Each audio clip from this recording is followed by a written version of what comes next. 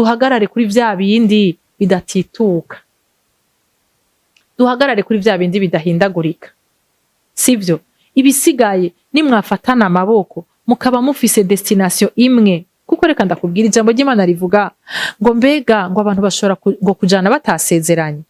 Erega murazi ikibazo gihari uyu munsi no mu ngo z'abakijijwe nuko umwe yafashe inzira ija mu Gatumba, uwundi ariko aja mu Rumonge. Urumva abo bantu bazohurira he? Nukuvuga nuvumenga no tumirira vraiment n'abakobwa, iyo wicaranye n'umusore ariko arakuresha umubazi ariko araja, vision yawe niyi. Ibyo by'amavision turiko tuvyiga no munsi, turiko tubimenye no munsi. Uri kujahe? Umuntu mukubaka entreprise aravuga ati ndayitanguye no munsi, nifuza ko mu myaka 10 izobigeza aha, nifuza ko bimeze gutya na gutya. Nawe nk'umusore wategezwa kuba ufise uri kuraja, wateza kuba ufise uri kuraja, ugacurondera umukobwa aguherekeza aho uri kuraja, mufatana amaboko, kuko ijambo ry'Imana rivuga ngo umugore n'umufasha. Nta kuntu na kumwe umugabo agira vision yiwe n'umugore agira vision yiwe. Basha kuba afise vision zitandukanye ariko zihurira ahantu kanaka, batari muri divergence, umwe ngo bari kwaraja hari undi ariko araja hari. Kuko nasanze ikintu gituma abantu batandukana si ubusambanyi gusa, si ibi inye tubona gusa biboneka, hariho n'ibindi bitandukanye. Kutabona ibintu kumwe, kutaba muri ko muraja ahantu hamwe, guhebana si kubera ko gusa umuntu yagiye muri ibi na biriya. N'igihe muri umwe wose ariko ajiwe nta namwe muri ko murahurira. Rega nico gituma we ni waba bafashe ijya Gatumba akaba yafashe inzira ije mu Rumonge, urumva muzohurira he? Numva ko azogera igihe mugatakarana. Uko twaganira jewe vraiment ntiyari mu bantu novuga ngo ndiko ndiyumvira ngo ko yoba ngo umugabo wanje. Eka vraiment mugabo uko twicarana ukaja gusanga uraruhutse, utaha wumva hari ikintu wungutse, ukumva uyu muntu ushaka ko mumarana amasaha menshi, ukumva umenga yovuga ukumviriza. Rero ujya mudame ambajije je ndamubwira nti je ndindiriye umuntu Imana izonzanira, arambwira ati no, umuntu azogutwara arahari, ahubwo Imana irindiriye wewe. Yari nkaho hari kindi kintu hajeje gukabura mu bwenge bwanje. Imana irindiriye jewe, none je irindiriye ko ngira iki? Ngo ko ubu umuntu akwiye, ngo kuba wa mukobwa ashobora gupresenta imbere ya wa musore yasengera umugeni, akazovuga ngo ndashimiye Imana kuri uyu mugeni Imana impaye. Ati wowe ubona uwo muntu nsanga koko sindiwe kwere. Ati rero devoir ndaguhaye, iminsi yose mu gitondo ugiye gusenga bwira Imana uti Imana nyugurura amaso, nibiki ndinda kwiyambura, nibiki ntategerezwa kwinjiza muri mariage. Aho hano novuga nti nahakwiye challenge ikomeye cyane. Ndibuka yuko kuva ico gihe naciye ndesida ndababwira muhira nti je saa nzosubira gutaha. Je dois chercher la face de Dieu. Numva koko ndashatse kugira mariage, sivyo? Numva ari ikintu nshatse gusengera. Hanyuma ndababwira nti je sinzosubira gutaha, ntimuzoze murambikira, nzoza ndataha ku mugoroba. Hanyuma ndibuka yuko naca ndondera ahantu hamwe muri banke nkorera, naca ndondera ahantu hejuru, ndabwira umuplanto ntuzohora uhankorera neza, nzohora nza kuhasengera muri pause ya midi 14h. Ujya mu planta akambwira ati sha umunsi Imana yakwishuye tuzobimenya ko yakwishuye, wowe warahevye kurya. Ego mugabo nari natahuye ko ikibazo ntikiri ku Mana, ikibazo kiri kuri jewe. Mbega nibiki ntegeza gukosora, nibiki bitagenda neza, kuko naratahurira ko ni naba wa muntu Imana yishimiye izo mpresenta umuntu nayo yateguye. Ishure ry'abarundi bose ni ishure ribategurira guca bugufi, guhariranira, gusubiza hamwe, iterambere hamwe no kuroranirwa. Tubandanye urugendo maze tugaruze umunezero Satani yatunyaze. Hari ibintu tuza kwigira muri ino ntahe. Ubwa mbere tuza kwiga ingene mu guhitamwo uwo muzobana utohitamwo uwo ari we wese kiretse umuntu musangiye intumbero y'ubuzima. Mu yandi majambo sa kubona yuko umufasha ari uwo abatahura iyerekwa ry'umugabo wiwe. Ubwa kabiri turaza kuraba ingene umuntu imbere yuko yiyumvira kuba ku rugo yobanza akitahura. Ubwa gatatu turaza kubona ko gushingirwa intahe n'abantu ari ibintu vy'ikimazi cane mu gihe ugomba kurondera uwo mwubakana. Mu misi yahera hariho abaranzi bararanga inkumi kanaka bati harya hariho umugore, hariho umwigeme w'indero, umwigeme w'ubwenge, umwigeme w'urupfasoni, umwigeme w'umukozi. Baturagenda uhisabisha umucanwa w'itabi canke uhisabisha amazi canke uhateramire. Ibi vyarakora ugasanga bakurangiye umuntu muzima. Ubuhoho kubera abantu usanga barononekaye ugasanga bironderera amaronko gusa, hari aho usanga bigoye kubona umuntu nka mwene uyu. Ariko abantu bazima baracariho. Hariho abantu usanga bafise iyo ngabire idasanzwe yo kubona bati naka ndamwihweje, nihweje ivyo akora, nihweje ukuntu ameze, barakwiranye neza n'umukobwa wa naka. Aho aba yaramubonye neza, aba yaramwize, aba yaramugendereje, abaza biwabo, abaza abagenzi biwe. Abo bantu rero hari aho bakurangira ukazusanga badomyeho nyene, ukazusanga bakuvuye aho ugwaye, ibintu birafidiyanye. Ivyo kuranga rero turaza kubibona ko bibaho. Ines araza kudushingira intahe. Asi ndiko ndavuga bimwe vy'amakomisiyonere, oya, ndiko ndavuga ivy'abantu babiyubashe, abantu atari ndyarya. Abagore baruzuye ni benshi, mugabo umufasha ntupfa kumubona hariho hose, ntupfa kwandura hariho hose. Hari igihe rero bisaba yuko hari umuntu akurya karati, harya ahantu ntuhirengagize. Hariho umuzagazaga w'inkumi ndakurahe umusiho murambaka. Ikindi naco turaza kubonamwo n'ukuntu abakobwa bo kwicisha bugufi. Umukobwa naho yoba akora muri banke canke akabakora ahandi hantu hakomeye, ahuye n'umuhungu adandaza amayinite, uwo muhungu akamushima, akagomba kumuresha, akamwumviriza kandi aciye bugufi, akamwishura mu rupfasoni wampaye inka. Apana kuvuga vya bindi ngo we ngaho wiravye ubona dukwiranye, ubona kwiranye n'umuntu nka jewe. Hamwe n'ivyo rero reka mwumvirize intahe, ndazi yuko iza kubahezagira. Iki ni igice ca kabiri ari naco ca nyuma. Ntimwibagire kugira subscribe kuri iyi TV yagize effort yo gukora iyi ntahe iryoshe nk'uko. Kuko a un certain moment navuze nti Imana cengira ndagwaye, none mu bantu bose bariko barambaza nta muntu numwe nsangamwo, sivyo? Entre temps arumva twaricarana agataha nanje ngataha.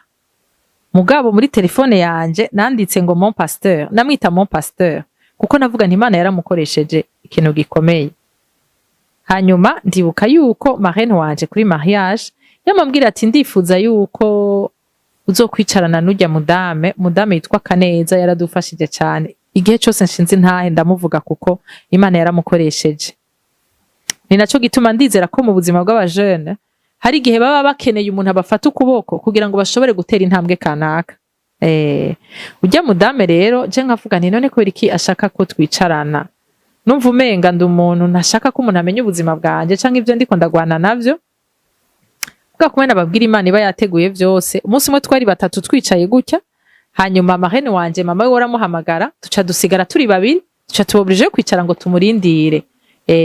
Aho nari nkiri muri ya periode vraiment yo gukomereka, hahandi mvuga nti kubera iki abantu bari méchant, kubera iki nabaye trahi, kubera iki bimeze gutya na gutya. Rero ujya mudame novuga nti kuva ico gihe twaragize contact, Imana iramukoresha, atangura kubwira iki, atangura kuvugishwa ku buzima bwanje. Arambwira ati biboneka ko umukobwa ameze neza gutya na gutya, ati mugabo siko biri mu mutima wawe bimeze uku, ati hanyuma usanga umukobwa yishima, ati nanje ndi umugore ndagutinya, ati rero none ga Ines wibaza yuko hari umugabo azoza kukwegera, ati ntibishoboka. Numva mbwiye ikintu ata muntu numwe yari bwigera mbwira, mugabo cakoze ku mutima wanje. Ujya mudame candagira iki, candamuhamagara, ndamubwira nti jewe ndifuza yuko wonya kompanya, ndifuza ko womfasha, sivyo ndifuza ko womfasha ndashaka umfashe umfate ukuboko kuko je birangoye ivyo wavuze nivyo niko biri mugabo sinzi ico ntegezwa kugira nababwiye urashaka kumenya identite yawe bigacika indenza rugero mu buzima bwawe ugasanga uri kuhopusa nabutategezwa kuhopusa ujya mudame rero tumaze kwicarana twari turakagrupe k'abakobwa nka batanu twaragiye hamwe ndagira nti naronse umuntu vraiment ashaka kudufasha tukagenda tukicara ahantu une fois le mois akatubwira ati jewe munyemerere ko mvuga ikintu cyose ndababona ko mushobora guhindura jewe arambwira ati wewe uteza guhindura cyo gihe vraiment nari nkiri periode ngikomeretse yarambwira ati wowe d'abord kiruti heze usohoka wiruka nushaka kugira contact n'umuntu numwe ati yo ni sinye y'umuntu akomeretse ati umuntu afise igikomere acakura abantu kugira ngo nibamutoneke urumva ati rero uratinyitse sivyo nico gituma n'ukuri numirira umujene wese kwisubiramwo muri we yimenye amenye mbega ikibazo mfise n'ikihe nihe nakomerekeye kuko mariage nukuri si jeu d'enfant nahantu utegezwa kwinjira uri umuntu ukwiye kugira ngo utange ibintu bikwiye sahantu winjira ufise ibikomere ngo umukonja akuvura ibikomere kubera ashobora kuba agwaye ibisumba ivy'iwawe ashobora kuba afise ibiruti ivy'iwawe ugaca usanga muri abantu b'abagwayi babiri atanumwe agwaza uwundi rero uyo mudame vraiment yaramfashije cyane arambwira ati ca bugufi aratubwira ati mbega none kubera iki mbega mwebwe atamama yaje muragira ndibuka yuko umushinga nawe wanje yarigeze kumbaza ati yarigeze kuba yicaranye n'umuntu turi batatu ujya muntu acarambaza ati mbega none ndakubazega Ines kubera ko utaragira mariage ndamubwira ni jewe nukuri abahungu bose twicarana cye numva bo babanzimvye urumva ko hariho urugezo rubi nari nashitse ko rutarigo hanyuma arambwira ati yari umukozi w'Imana vraiment uyu muntu acarambwira ati ico nshimira Imana nuko agiye kwiyandikisha muri rya shuri rya Bibiliya ndizera yuko inyuma yaho ibintu uzobibibona autrement kandi niko vyagenze ntangura kuvuga nti bwa bundi none je bajya abantu bose mbona umenga uba banzimvye none je ndigiki kugira ngo mbone ko babanzimvye Imana itangura kunyigisha dans l'autre sens ujya mudama arafata ukuboko aramfasha arambwira ati ntushobora kwankira umuntu mutaranicarana ngo wumve ivyiyumviro vyiwe ati burya umuntu urashobora no kumubenga mugabo akagenda akavuga ati ujya mukobwa yarambenze mugabo umuntu azomuronka arahiriwe ati urashobora kumubenga mugabo akakuranga akavuga ati ça n'a pas marché avec moi mugabo hamwe vyokunda uzobutomboye umukobwa w'umupasoni umukobwa ameze gutya na gutya rero byaramfashije kwiga guca bugufi emwe Imana iranyigisha ku buryo ndibuka ko ari n'umuntu yigeze kunsaba programme twasengana yadandaza amayinite kuri Paul jewe ku rugezo nari ngezeko kumva ko uwo muntu twokwicarana numva ari ibintu bitabaho muga nkibuka za mpanuro za wa mu mama nkaca ngenda tukicarana nkavuga ni je dois être patiente nkamwumviriza gushika ashikirije iciyumviro kandi no mu kumwankira nkazomwankira mu rupasoni nimba ntegezwa kumwankira rero novuga ko ujya mudame yaramfashije cyane gose natanguye kuza ndinjira mu maprograme n'uyu mushinga nahe wanje hari cyamaze gukoreka muri jewe novuga nti cyo guca bugufi hanyuma twarafasha amaprograme atari make je nkumva vraiment ndamwaprecier ndibuka ko nahora mbwira abagenzi banje nije ndasumukuze wanje ndabasabye azotuma barongora ni kubera arafise umutima w'Imana twaramara amasaha twaricarana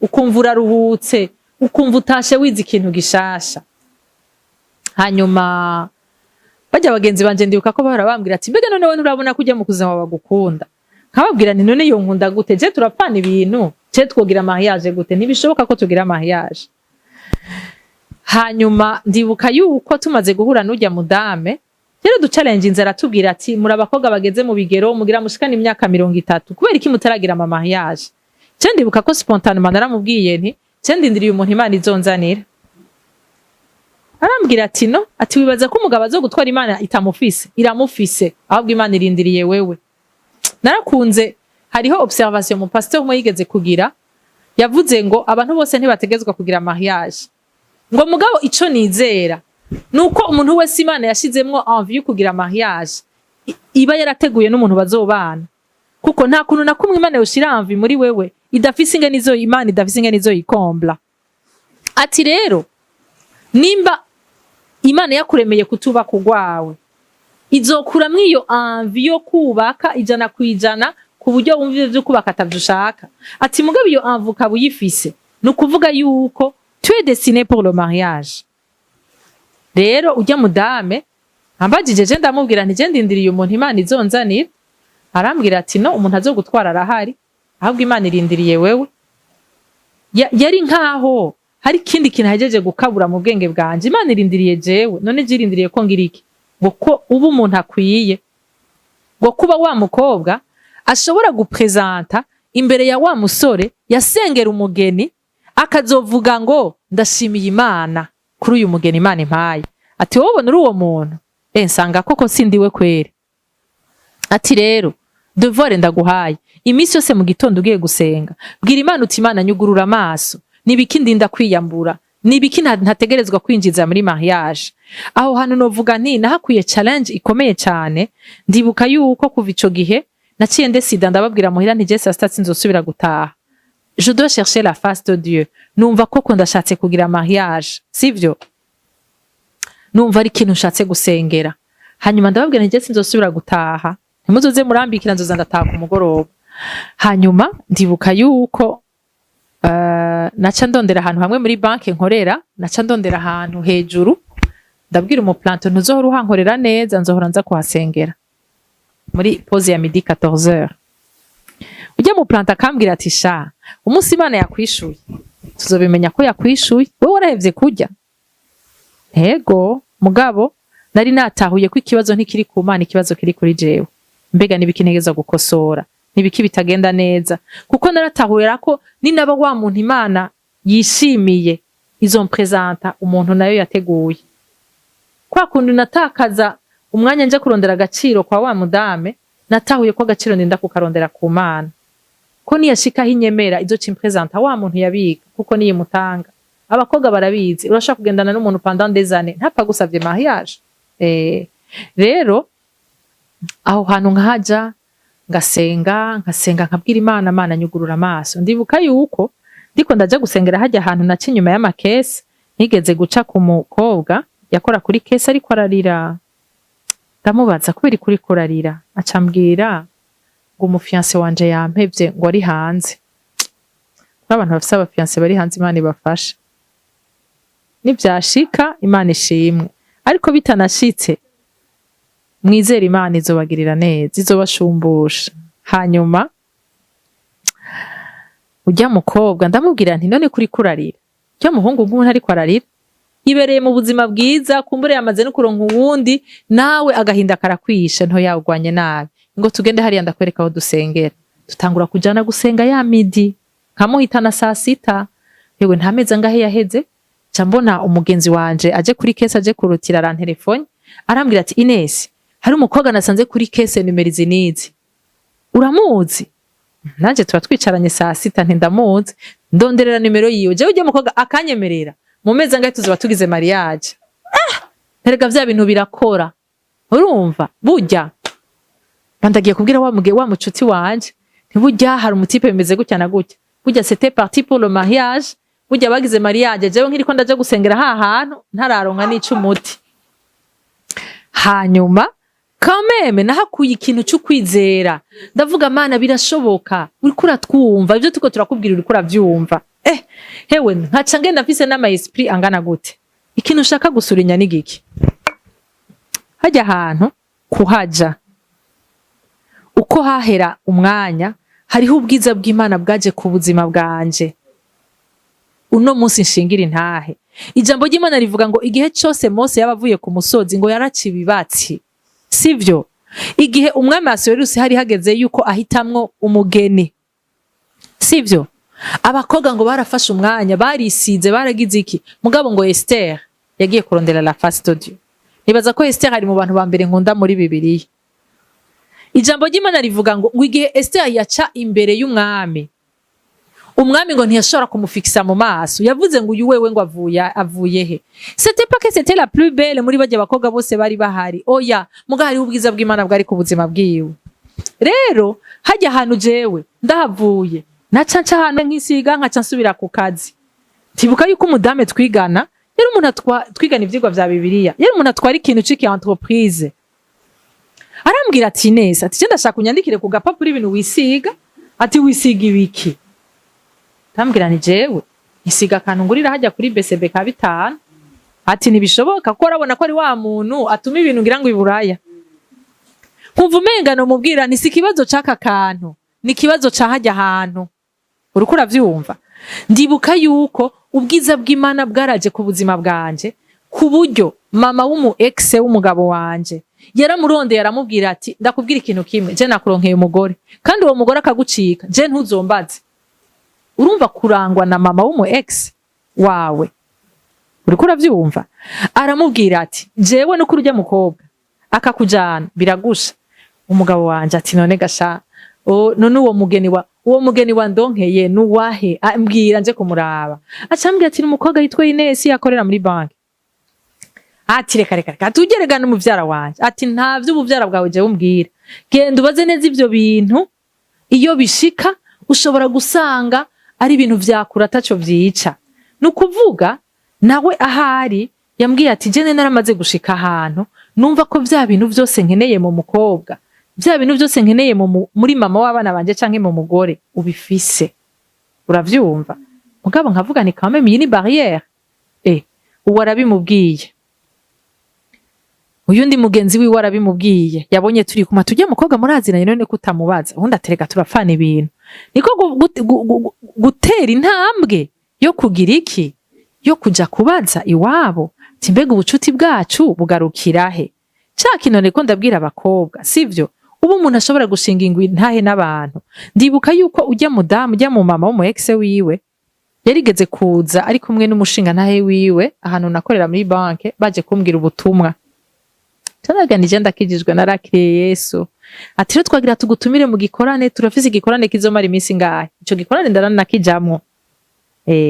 Harumva aho hose kumbure baravuga uyu mudamu yaravuga ati ujye mukobwa vraiment namubonye bimeze gutya na gutya. Rero ico kintu ni kintu gikomeye, umuntu arashaka kutagutwara mugaba akakuranga kandi birakora. Kuri kimwe ari kurimvira cyariko kiraca mu mutwe kikaduza pourcentage, kikaduza amanota, kikakubahura. Niko rero ujya mushinga naye wanje yaciye agenda yagiye kubaza muri famille yiwe, arabaza ati mbega ibyo dupfana bigerahe? Arambwira ati oya dupfana ibintu vyakure ataco byo kwica. Nukuvuga un bonjour ari mwijoro arantelefone arambwira ati jewe urumva twari tumaze kumenyerana tuganira, umva jewe namufata ko ari nk'umupasteur wanje, nene naramubwiye ubuzima bwanje bwose, amayerero yose nakoze niki, nawe aravuga ati hamwe nibi ndashize ko kasha, ndumva uyu muntu yoba umugore wanje. Rero ndibuka ko muri iryo joro yambwiye ati tuzojane mu Rumonge, hari ikintu nashaka kukubaza. Ndamubwira ni pasteur, we waguye jewe tujane turi babiri? Noya, nivyo ntibishoboka, nivyo ntibikunda. Ico kintu urakimbwirira ngaha vraiment je nta hariya twogenda tujanye turi babiri. Muri iryo joro arambwira ati buriya jewe bijya byose unyita pasteur wanje, je ntavyo nshaka. Buriya uko nyene wumva ushaka kunyikonfyako niko nanje numva ndi aleze kugukonfya ubuzima bwanje. Rero hamwe ubinyemereye twotangura urugendo rwa mariage. Datangura ndakoma induru ndavuga neka turapfana ibintu nibishoboka. Ati ibyo byose naragiye kubibaza tanfepa nta na kimwe vyica. Mugabo urumva yuko jewe naramaze gushika kuri stade mbwira Imana ngo Mana cette fois sinarabonye umuntu nkeneye ingena ameze. Iyo buye umuntu tudapfana ibintu ndumva ko ari we yari kuba umugabo wanje. Mugabo ubu ndumvise ko nkomeye kuko ndamenye ko ico nkeneye ndakibona ndakizi. Hanyuma rero ndibuka yuko muri iryo joro namubwiye nti warabajije ko ibyo dupfana ataco vyica, atega ico narakibajije yari nk'igitangaro. Entre-temps subiye gato y'inyuma twarigeze guhura n'umukozi w'Imana ntarimenyereye, arambwira ati mademoiselle Imana imuhezagire vraiment, ati jewe ati mbona Imana inyereka ko mu mutwe wawe hari umugabo ari muri Canada, ati mugabo mpwemu yarambwiye ngo umugabo wawe numurokare, numuntu muzinanye, numuntu udashobora no kwibaza ko yoba umugabo wawe, ati uwo niwe mugabo wawe. burya naramukemeye ndavuga nti ibi ni bya bindi by'abantu baca bavangirwa, kandi ijambo ry'Imana riratwemerera kugira iki, kugenzura ubuvugishwa.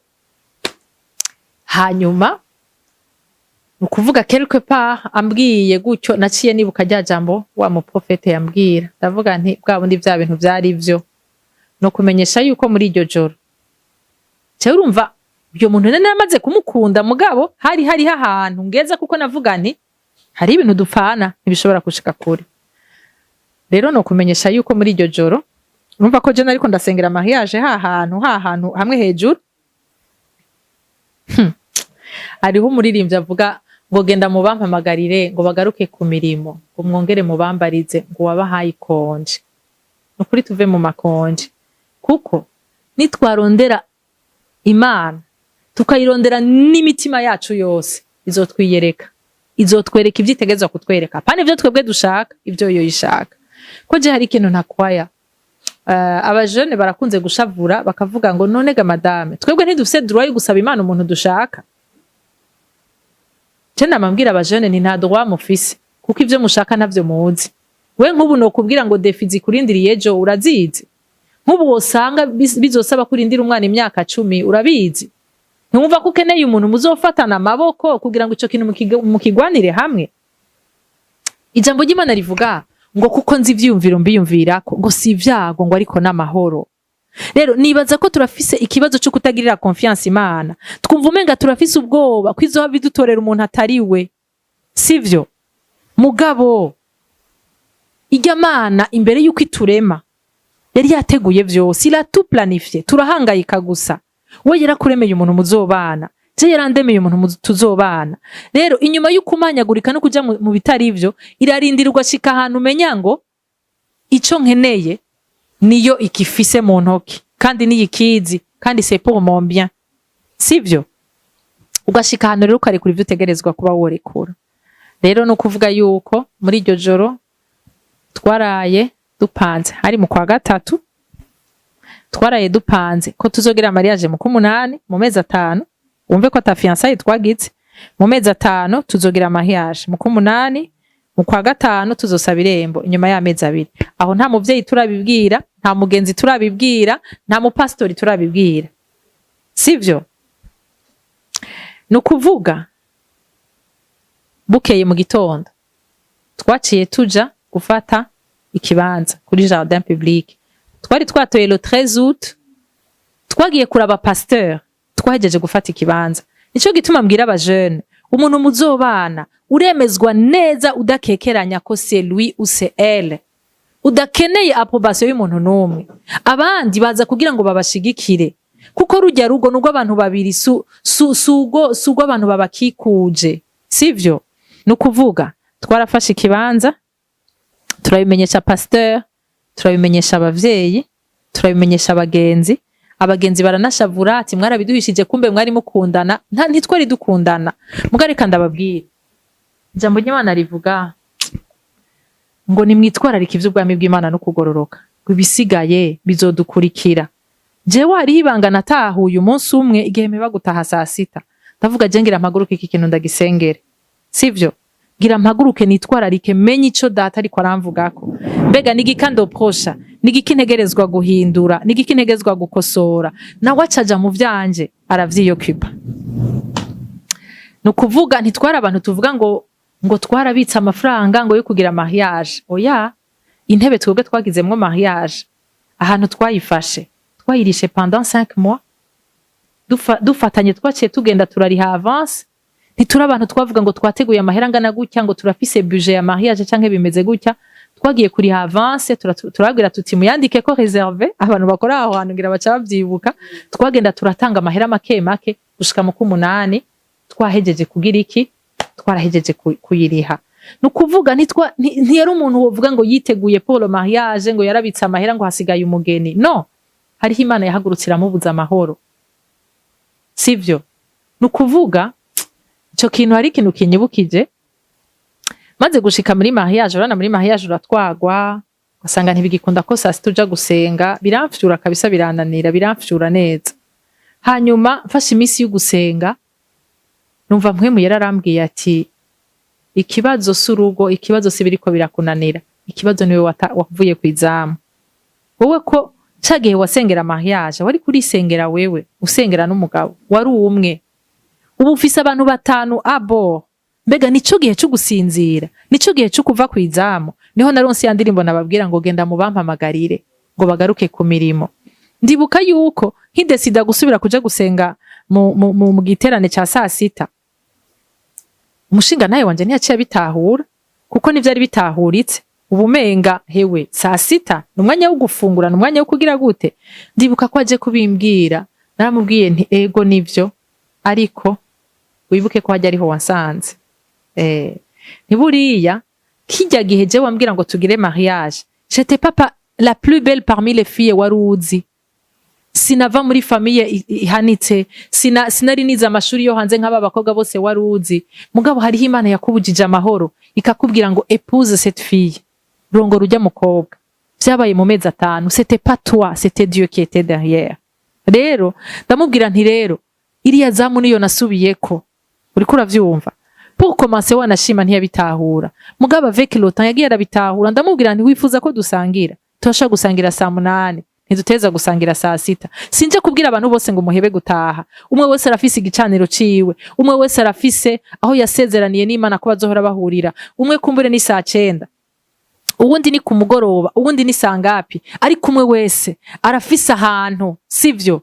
Arafise ahantu yahuriye n'Imana, arafise ahantu arinda kugira icibutso canke igicaniro cyo kuvuga ngo Mana, aha hantu narakubonye kuri iki kintu no kuri iki gikurikira nzokubona, sivyo? Rero iyo mariage twayiteguye mu mezi 5. Nari ntekanye ku buryo ndibuka ko banambwiye ngo nzoje mu nama ya komite. Ndabagira nti jewe sinzoza mu nama, murambwira ivyo mwateguye, kuko numva muri jewe mariage yanje ari juru ryayiteguye. Wibuke wa mu pastor wo muri eglise yambwira ngo marayika yahagurutse gukorera ubukwe abakobwa 5. Nari nzi ko koko ijuru rizonkorera ubukwe. Mariage ndayikora mu mezi 5 ata fiançailles nagize, kubera ko Imana yari yavyivanzemwo. Rero novuga ngo buriya Imana irafise amazina bayise muri Bibiliya bivanye n'ama circonstances. Burya umuntu wese yagiye arita izina Imana bivanye n'ico yayibonyeko.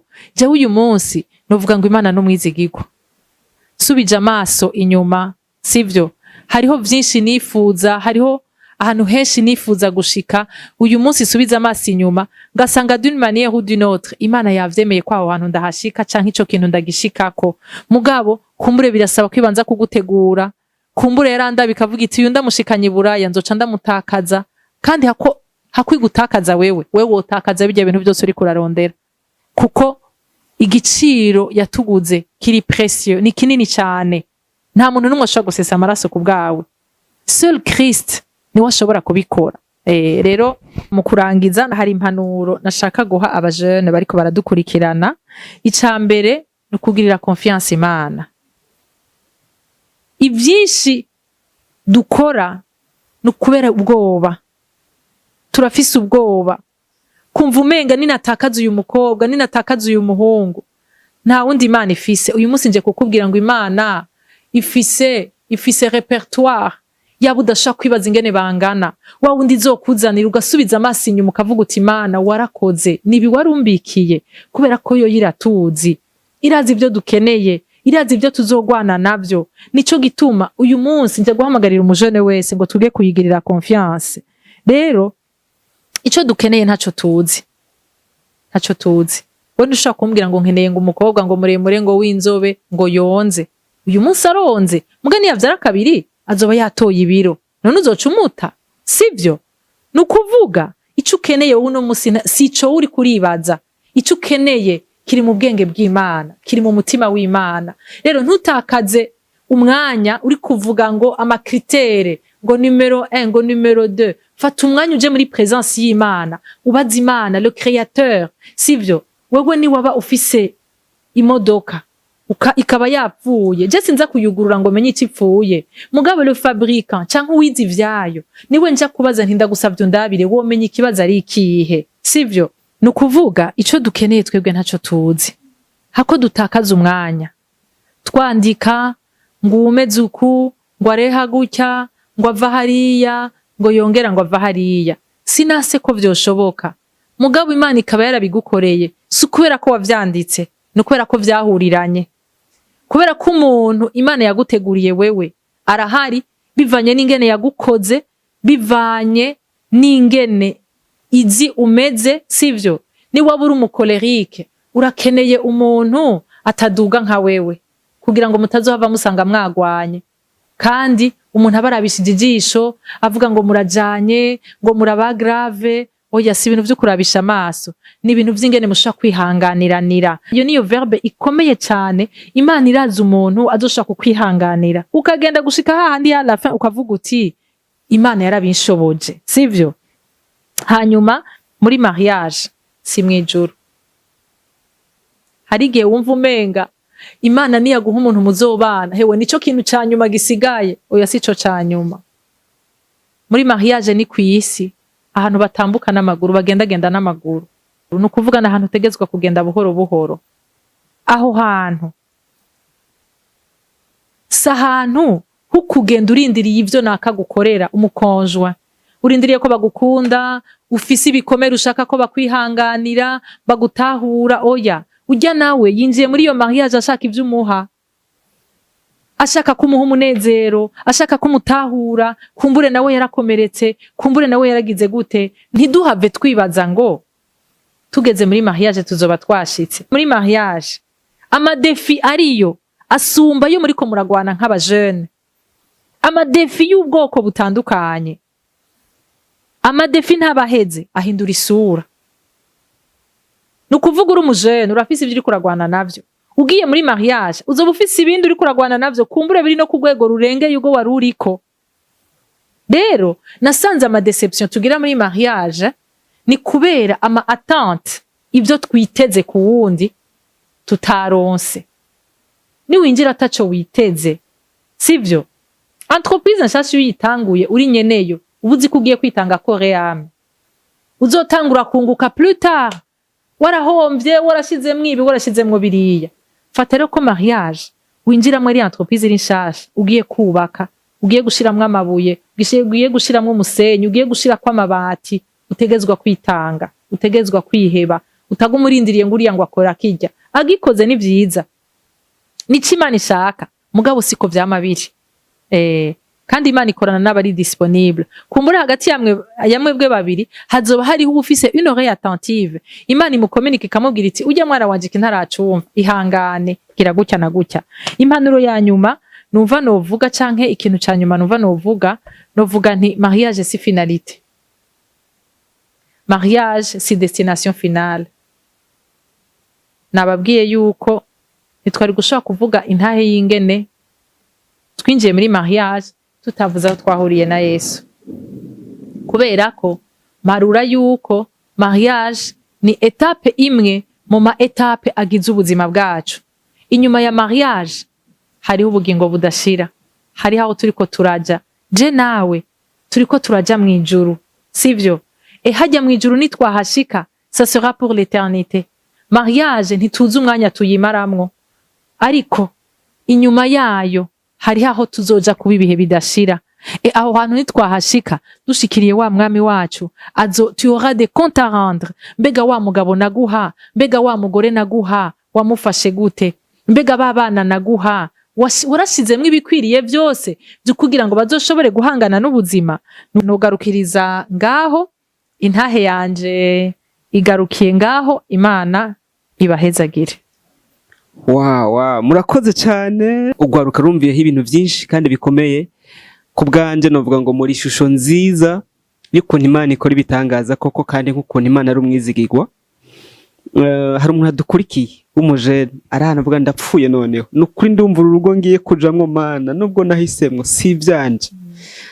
Sokoke gute? Watubwiye ukuntu wasokotse, noneho we waravuga ati jewe ni mariage samedi ejo ndavamwo gute, kandi ndumva ko ngiye mu muriro ngiye gupfa.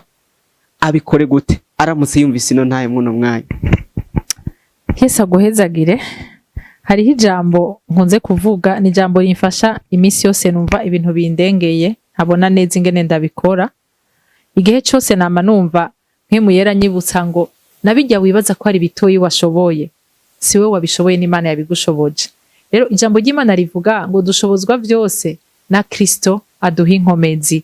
Uyo muntu sinomubwira ngo bikore gutya canke bikore kuriya, muga nimba ubuzima bwiwe bumatanye na Yesu, sivyo, araza kumenya ingene abikora. Kandi umuririmbyi ni wavuga ngo nta nkuru twigeze twumva ko yananiwe. Ico cyo kumukura muri ivyo bintu nimba réellement yoba afise umutima uri sincere ko ashaka kubivamwo, Yesu nivyo munanira kuko yagwanye intambara zikomeye cyane gusumba izo kandi yasohotse et il en est sorti vainqueur. Rero numva umenga no mubwira ngo ivyo ushaka kuvamwo si uwo gusa iyo bazogira ubukwe samedi. Nundi mujane wese bariko aradukurikira ashaka kubavuga ati naramaze gufata sale ya mariage, naramaze kugira ibi n'ibi na biriya, nta makuru aho maze gushika kuko namambwira abajene turabakocinga muri abajene, mugabo umaze kugera mu rugo uteza ijambo ry'Imana rivuga ngo Yesu yaravuze ngo ushaka kunkurikira ngo niyihebe yikorera umusaraba wiwe ankurikire. Umaze gushika muri mariage umusaraba wawe urawikorera akaba ari Yesu azogutura. Nico gituma iyo ukiri muri fiançailles ego bo gutwenga ego bo kuvuga mugabo c'est pour un temps, ikintu cyose kigira igihe cyaco, mugabo ukazobuhejeje kurokora ubuzima bwawe ubuzima bwawe utazi umwanya uzobumaramwo muri mariage kuko urashobora kuvyinjiramo kubera kuvuga uti abantu bo bibona gute nzoba maramaye. Ni wakora ico Yesu yakubwiye gukora tu en sortiras vainqueur, kandi plus tard uzoshimira Imana ko yagushoboje kubikora. Murakoze bw'umwigeme ashobora kuba dukurikiye akavuga ati Jeff abahungu benshi bariko barandondera, ariko uyu muhungu ndabona afise karite izi, arakijijwe kantanga akamvuga uku arakijwe mugabo arakeye. Uyu nakavuga ati ndabona nyene nubwo akiriyo si neza ariko afisa ibishobora kutubeshaho. Ni kuvuga za ntege nke abona kuri uyu kuwundi azibona ari nkomezi, hama za nkomezi nabona ngaha kuwundi akabona ari intege nke. Arabikora gute? Urumva wavuze ibintu bibiri, wavuze umwe akijijwe mugabo akenye, uwundi wavuze afise ibintu mugabo adakijijwe neza. Rero nababwiye yuko twebwe tugira mariage financièrement sinuvuga ngo twari duhagaze neza. Ahantu twakorera twarakira abantu baje mu maseminaire. Ndibuka yuko nahuye n'umushinga nahe wanje aheruka kuva mu bibazo bikomeye cyane, banki yahaswe kugurisha inzu yari yaripotetse muri banki yayigurishije, no kuvuga ariko araca mu bihe bigoye by'amafinance. Nanje nakora muri banki narinse umushahara mutoyi ico gihe, no kuvuga turonse seminaire. Imana ihezagire paha wacu ahari n'ukuri umugendereri mugirire neza, umuntu mwiza cyane yaratubereye umugisha. Igihe cyose turonse seminaire twaca tumutelefona tukamubwira tuti turaronse seminaire mbwa ntidufise amafaranga ya approvisionnement, sivyo, akatugurana tukaca twiyaprovisiona hama baturishe tukamusubiza. Hanyuma ndibuka yuko turiko turarondera nkaho kuba kubera kurumva yaragejeje kugurisha inzu yari yipotetse ya banki y'umuryango, no kuvuga yarapangiye mama wiwe, twariko turondera inzu yo kubamwo. Hanyuma akambwira ati jewe nifuze yuko turondera inzu yo kubamwo hafi yo ku kazi ku buryo naho noba ntasha ari mwijoro bitongora. Turiko turabaza amazu hafi yaho yakorera, amazu yarazimvye ntitwari kubishobora. Ndibuka ko naciye ndamubwira nti urazi rero n'amakuru reka tube ku kazi hajya nyene ukorera. Inzu twagiriyemwo mariage yari inzu yagize nka stock yashizemwe ibintu. Aranambwira ati uri sure cyangwa ushaka kunyumviriza? Ntoya, irya nzu nyene washizemwe ibintu toshobora kubikuramwo tukayisiga irangi ryera. Nta cese no kubwira ngo twaragize ngo kugura ngo ibintu ngo kwitegura ngo uno munsi urabaza umukobwa agiragire mariage yaguza ama service de table, yaguza intumba z'ibintu bingana gute, ibintu adafitiye n'uburyo. Ufise uburyo ni sawa, mugabo nubwo utanafise uburyo ntidushake gutangura ama mariage tumeze nk'abantu bamaze 10 ans mu rugo bagiye baragura akantu kamwe kamwe. No kuvuga yaciye yumva ari cyumviro ciza, iyo nzu tuca turayikuramwe ibintu turarondera aho tubishira ku kazi turayisiga. Umwana wacu mukuru umugabo wanje yamye aratera inkuru abantu ati burya ati indirimbo nyinshi zo gutwikurura yarazizi kuko batwikurira ku idirisha ryacu ku mutwe w'igitanda, ariko ivyatubujije kubaka. No kuvuga financièrement ntitwatanguye duhagaze neza, twari dufise ivyo turiko turagwana navyo vy'amabanke n'ibiki, ariko je muri jewe navuga nti uyu musore twahuye arafise Imana, numva ariyo certitude nari nkeneye, numva arico conyene nari nkeneye, arafise Imana nanje ndafise Imana, nta kabuza Imana izodushikana kure, sivyo? Plus tard Imana yaraduhaye aho dushobora kuba atari ku kazi, mugabo ntitwatanguye ari gutyo bimeze. Rero numva umenga nobwira umuntu wese ariko aradukurikira, niyaba afise agakiza ukaba wumva wemezwa neza ko tu dois avancer avec cette personne, financièrement nta makuru ico afise uno munsi, kubera ico afise uyu munsi arashobora kugitakaza ejo, mugabo Yesu niwe wenyene tutazotakaza, kandi niwe aduhaye uno munsi arashobora no kutwaka ejo, hanyuma naduhaye ejo arashobora kutwongera. Rero numva umenga nobwira uyo mujene wese ahantu ari, ntuje udakijijwe, kuko udakijijwe neza deja ntakijijwe, no kuvuga ko yaramaze kuja handi hantu, mugabo afise ibintu ntuzoba umugiye ko kubera ko akijijwe buhoro buhoro, uzomugiye ko kubera ivyo bintu, ora ivyo bintu arashaka kubitakaza. Ni ikintu conyene umuntu adashaka gutakaza nagakiza twaronse, kubera ivyo dufise ni Imana yadesize kubiduha, hameje irashaka kudesida kubitwaka, ariko ikidahinduka kitava muri twebwe ni Yesu. Murakoze cyane. Nk'abasore canke inkumi, nibihe bintu umuntu yokoresha mu guhitamwo? Mwatubwiye ibyo bakwiye kwisunga, ariko kandi nibihe bintu umuntu ashobora kwisunga mu guhitamwo entre dimension, mu mpwemo, mu bugingo no mu mubiri? Urakoze cyane. Ico ni ikibazo gikomeye cyane, ibintu umuntu akwiye kwisunga. Numva umenga nubwira umujene wese ariko arankurikira, ikintu ca mbere gikomeye sivyo utegezwa kwisunga, no kubanza kwimenya wewe, kuko we niwamara kwimenya uzomenya ico ukeneye. Niwasanga uri umuntu twagwa n'ishavu, uzomenya ko ukeneye umukobwa atekanye ashaka kwihanganira iryo shavu, kuko niwatwara umukobwa w'ishavu nawe uri umuntu twagwa n'ishavu, Imana ikirikira diringa n'iryo shavu ryawe, kuko nimba dukijijwe nico ducika beranda, tugenda turagwana, tugenda turaba transforme ku munsi, ijambo ry'Imana rigenda riraduhindura, kugira ngo umunsi umwami wacu Yesu Kristo yaje azosange hari aho tugeze. Burya ni munsi azoza kutujana ntazosanga twera. Nico gituma ijambo ry'Imana rivuga ngo imibiri yacu izohindurwa mu kanya isase, kubera ko ntituzoba turashikira perfection tuzoyishikira tugeze mu ijuru, sivyo? Rero numva umenga nobwira umujene wese ankurikira, banza wicare wimenye, urinde wewe umeze gute, ufise amakarita yahe, ufise amadefo ayahe, wirencontre, wimenye, umenye ico ukeneye, sivyo? Umenye uti jewe ndi umugabo yanka umwanda,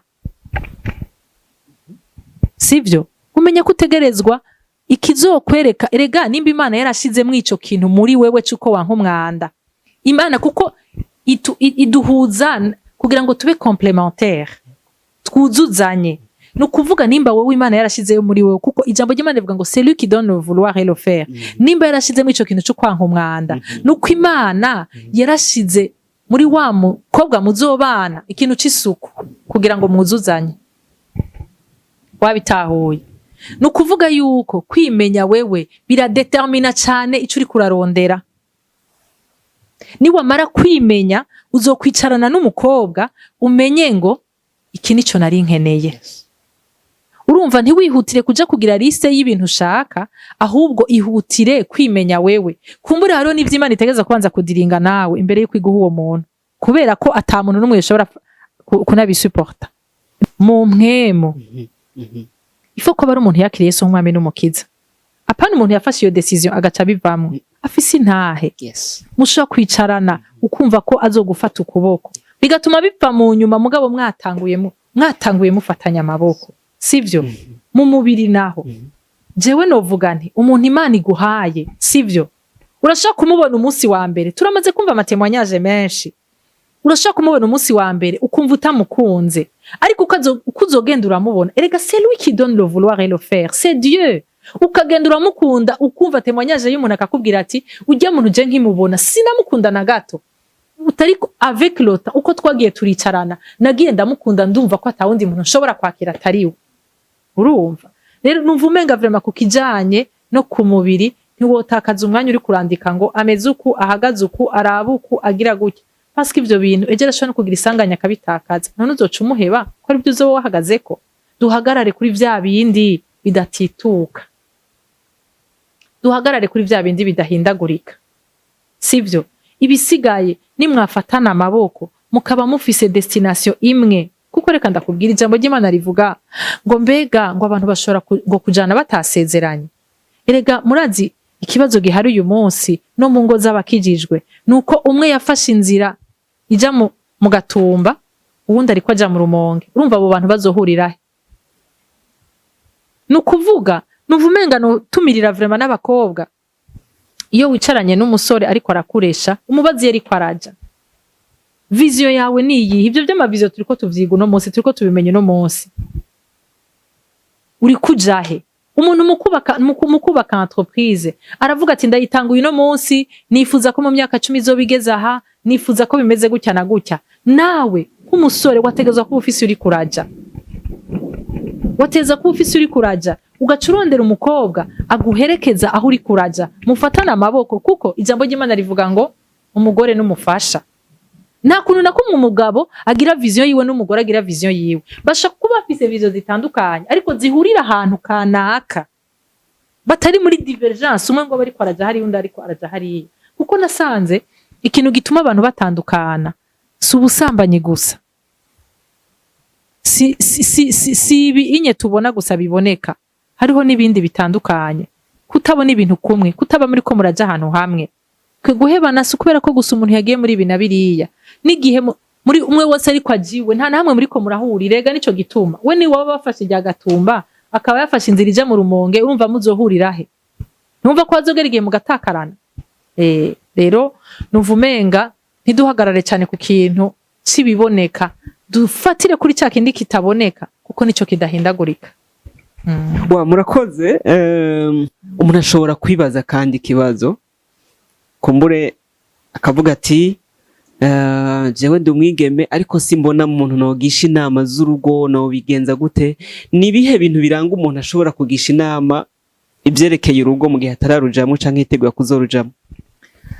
Urakoze cyane. Umuntu wo kugisha inama hari igihe umurondera, hari n'igihe Imana imuguha, nkuko jewe Imana yampaye uyo mudame yafashije. Hanyuma ikintu ca mbere nuwo musangiye ivyizegwa. Ntiwoshobora kuja gusaba amakonseye umuntu adakijijwe nawe ukijijwe. Urumva ko nivyo aza kuguhanura ntimuza guhuza. Ifo ko bari umuntu muhuje ivyizegwa, ico ni ca mbere. Hama ica kabiri afise ari icitegererezo mu rugo, ushobora kumva ko urugo rwiwe ari témoignage, kubera ko aha mu ngo hari ibikomere biteye ubwoba. Nariko ndavuga ni muri mariage ni mwisi bagendagenda n'amaguru, amadefi ariyo ashobora no kubasumba y'abajene, si ugutera ubwoba abajene, mugabo c'est en fait qui est là, c'est une réalité. Haba hariho ibindi ugwana navyo vyahinduye isura atari cyo kimwe n'ivyo wagwana navyo uri umusore, kuko ijambo ry'Imana rivuga ngo tuzoruhuka dupfuye niho tuzoruhuka, sivyo? Nico gituma umuntu wogisha inama n'umuntu w'icitegererezo mu rugo. Ushaka kuvuga uti ndavye kubibonesha amaso, urugo rwiwe n'ubwo kwifuza. Murakoze cyane. Turize kandi turongeye turiga, kandi ndabizi ko abajene ugwaruka rwadukurikiye bafashijwe kandi bahezagiwe mu mpande zose. Yatubwiye byinshi ukuntu wobyifatamwo mu kugira shwa, ahereje kukinirwa ngo umuntu ni munini cyane, kandi ibyo byumba bigize umuntu nta wundi yoshobora kubishikamwe atari mwemu yera. Amenye ibikwiye umuntu, akamenya ati uyu muntu ntimwokomeza cyangwa mwokomezanya. Yatubwiye byinshi, turabashimiye cyane. Turabashimiye. Abadukurikiye namwe turabashimiye. Twizeye ko kino kiganiro cyaba cyaguhezagiye ngisangize mugenzi wawe, ukaba nawe umaze kubaka urugo gihe abajene wasizeyo, kuko coshobora kubafasha. Kandi tubatuma kubana natwe no mu biganiro bikurikira, kubera yuko iyi TV twicisha ko ibiganiro byinshi bifasha umuntu mu mpwemu, mu bugingo no mu mubiri, aho ashobora kubakwa kandi agahezagirwa. Mwabyumvise mu mpande zose twagezeyo.